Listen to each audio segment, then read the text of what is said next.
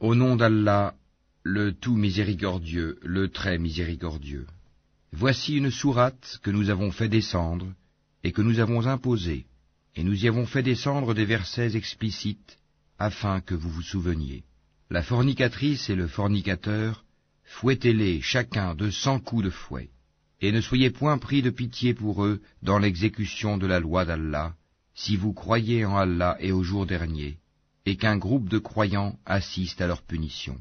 Le fornicateur n'épousera qu'une fornicatrice ou une associatrice, et la fornicatrice ne sera épousée que par un fornicateur ou un associateur, et cela a été interdit aux croyants. Et ceux qui lancent des accusations contre des femmes chastes, sans produire par la suite 4 témoins, fouettez-les de 80 coups de fouet, et n'acceptez plus jamais leur témoignage. Et ceux-là sont les pervers, à l'exception de ceux qui, après cela, se repentent et se réforment, car Allah est pardonneur et miséricordieux. Et quant à ceux qui lancent des accusations contre leurs propres épouses, sans avoir d'autres témoins qu'eux-mêmes, le témoignage de l'un d'eux doit être une quadruple attestation par Allah qu'il est du nombre des véridiques. Et la 5e attestation est que la malédiction d'Allah tombe sur lui s'il est du nombre des menteurs. Et on ne lui infligera pas le châtiment de la lapidation si elle atteste 4 fois par Allah que son mari est certainement du nombre des menteurs. Et la 5e attestation est que la colère d'Allah soit sur elle s'il était du nombre des véridiques. Et n'était la grâce d'Allah sur vous et sa miséricorde? Allah est grand, accueillant au repentir, et sage. Ceux qui sont venus avec la calomnie sont un groupe d'entre vous. Ne pensez pas que c'est un mal pour vous, mais plutôt c'est un bien pour vous. À chacun d'eux ce qu'il s'est acquis comme péché. Celui d'entre eux qui s'est chargé de la plus grande part aura un énorme châtiment. Pourquoi, lorsque vous l'avez entendu, cette calomnie, les croyants et les croyantes n'ont-ils pas en eux-mêmes conjecturé favorablement, et n'ont-ils pas dit, c'est une calomnie évidente? Pourquoi n'ont-ils pas produit, à l'appui de leurs accusations, 4 témoins? S'ils ne produisent pas de témoins, alors ce sont eux, auprès d'Allah, les menteurs. N'eût été la grâce d'Allah sur vous, et sa miséricorde ici-bas comme dans l'au-delà, un énorme châtiment vous aurait touché pour cette calomnie dans laquelle vous vous êtes lancés. Quand vous colportiez la nouvelle avec vos langues, et disiez de vos bouches ceux dont vous n'aviez aucun savoir, et vous le comptiez comme insignifiant alors qu'auprès d'Allah cela est énorme. Et pourquoi, lorsque vous l'entendiez, ne disiez-vous pas, nous ne devons pas en parler? Gloire à toi, ô Allah, c'est une énorme calomnie. Allah vous exhorte à ne plus jamais revenir à une chose pareille si vous êtes croyants. Allah vous expose clairement les versets et Allah est omniscient et sage. Ceux qui aiment que la turpitude se propage parmi les croyants auront un châtiment douloureux, ici-bas comme dans l'au-delà. Allah sait, et vous, vous ne savez pas. Et n'eût été la grâce d'Allah sur vous et sa miséricorde, et n'eût été qu'Allah est compatissant et miséricordieux. Ô vous qui avez cru, ne suivez pas les pas du diable. Quiconque suit les pas du diable, sachez que celui-ci ordonne la turpitude et le blâmable. Et n'eût été la grâce d'Allah envers vous et sa miséricorde, nul d'entre vous n'aurait jamais été pur. Mais Allah purifie qui il veut, et Allah est audient et omniscient. Et que les détenteurs de richesses et d'aisance parmi vous ne jurent pas de ne plus faire des dons aux proches, aux pauvres, et à ceux qui émigrent dans le sentier d'Allah, qu'il pardonne et absolve. N'aimez-vous pas qu'Allah vous pardonne? Et Allah est pardonneur et miséricordieux. Ceux qui lancent des accusations contre les femmes vertueuses, chastes, qui ne pensent même pas à commettre la turpitude, et croyantes, sont maudits ici-bas comme dans l'au-delà. Ils auront un énorme châtiment. Le jour où leur langue, leurs mains et leurs pieds témoigneront contre eux de ce qu'ils faisaient. Ce jour-là, Allah leur donnera leur peine et vraie rétribution, et ils sauront que c'est Allah qui est le vrai de toute évidence. Les mauvaises femmes aux mauvais hommes, et les mauvais hommes aux mauvaises femmes. De même, les bonnes femmes aux bons hommes, et les bons hommes aux bonnes femmes. Ceux-là sont innocents de ce que les autres disent, ils ont un pardon et une récompense généreuse. Ô vous qui croyez, N'entrez pas dans des maisons autres que les vôtres avant de demander la permission d'une façon délicate et de saluer leurs habitants. Cela est meilleur pour vous, peut-être vous souvenez-vous. Si vous n'y trouvez personne, alors n'y entrez pas avant que permission vous soit donnée. Et si on vous dit retournez, eh bien retournez. Cela est plus pur pour vous, et Allah, de ce que vous faites, est omniscient. Nul grief contre vous à entrer dans des maisons inhabitées où se trouve un bien pour vous. Allah sait ce que vous divulguez et ce que vous cachez. Dis aux croyants de baisser leur regard et de garder leur chasteté, c'est plus pur pour eux. Allah est certes parfaitement connaisseur de ce qu'ils font. Et dis aux croyantes de baisser leur regard, de garder leur chasteté, et de ne montrer de leurs atours que ce qui en paraît, et qu'elles rabattent leur voile sur leur poitrine, et qu'elles ne montrent leurs atours qu'à leur mari, ou à leur père, ou au père de leur mari, ou à leur fils, ou au fils de leur mari, ou à leur frère, ou au fils de leur frère, ou au fils de leur sœur, ou aux femmes musulmanes, ou aux esclaves qu'elles possèdent, ou aux domestiques mâles et impuissants, ou aux garçons impubères qui ignorent tout des parties cachées des femmes, et qu'elles ne frappent pas avec leurs pieds de façon que l'on sache ce qu'elles cachent de leur parure. Et repentez-vous tous devant Allah, ô croyants, afin que vous récoltiez le succès. Mariez les célibataires d'entre vous et les gens de bien parmi vos esclaves, hommes et femmes. S'ils sont besogneux, Allah les rendra riches par sa grâce, car la grâce d'Allah est immense, et il est omniscient. Et que ceux qui n'ont pas de quoi se marier cherchent à rester chastes jusqu'à ce qu'Allah les enrichisse par sa grâce. Ceux de vos esclaves qui cherchent un contrat d'affranchissement, concluez ce contrat avec eux si vous reconnaissez du bien en eux, et donnez-leur des biens d'Allah qu'il vous a accordés. Et dans vos recherches des profits passagers de la vie présente, ne contraignez pas vos femmes esclaves à la prostitution, si elles veulent rester chastes. Si on les y contraint, Allah leur accorde, après qu'elles aient été contraintes, son pardon et sa miséricorde. Nous avons effectivement fait descendre vers vous des versets clairs, donnant une parabole de ceux qui ont vécu avant vous, et une exhortation pour les pieux. Allah est la lumière des cieux et de la terre. Sa lumière est semblable à une niche où se trouve une lampe. La lampe est dans un récipient de cristal, et celui-ci ressemble à un astre de grand éclat.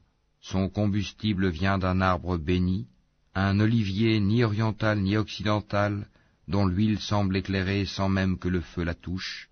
Lumière sur lumière, Allah guide vers sa lumière qui il veut. Allah propose aux hommes des paraboles, et Allah est omniscient. Dans des maisons, des mosquées qu'Allah a permis que l'on élève, et où son nom est invoqué, le glorifie en elles matin et après-midi. Des hommes que ni le négoce ni le troc ne distrait de l'invocation d'Allah, de l'accomplissement de la salate et de l'acquittement de la zakat, et qui redoutent un jour où les cœurs seront bouleversés, ainsi que les regards, afin qu'Allah les récompense de la meilleure façon pour ce qu'ils ont fait de bien, et il leur ajoutera de sa grâce. Allah attribue à qui il veut sans compter. Quant à ceux qui ont mécru, leurs actions sont comme un mirage dans une plaine désertique que l'assoiffé prend pour de l'eau, puis quand il y arrive, il s'aperçoit que ce n'était rien, mais y trouve Allah qui lui règle son compte en entier, car Allah est prompt à compter. Les actions des mécréants sont encore semblables à des ténèbres sur une mer profonde. Des vagues la recouvrent, vagues au-dessus desquelles s'élèvent d'autres vagues, sur lesquelles il y a d'épais nuages, ténèbres entassées les unes au-dessus des autres. Quand quelqu'un étend la main, il ne la distingue presque pas. Celui qu'Allah prive de lumière n'a aucune lumière. N'as-tu pas vu qu'Allah est glorifié par tous ceux qui sont dans les cieux et la terre, ainsi que par les oiseaux déployant leurs ailes? Chacun, certes, a appris sa façon de l'adorer et de le glorifier. Allah sait parfaitement ce qu'ils font. C'est à Allah qu'appartient la royauté des cieux et de la terre, et vers Allah sera le retour final. N'as-tu pas vu qu'Allah pousse les nuages? Ensuite, il les réunit et il en fait un amas, et tu vois la pluie sortir de son sein, et il fait descendre du ciel de la grêle provenant des nuages, comparable à des montagnes. Il en frappe qui il veut, et l'écarte de qui il veut.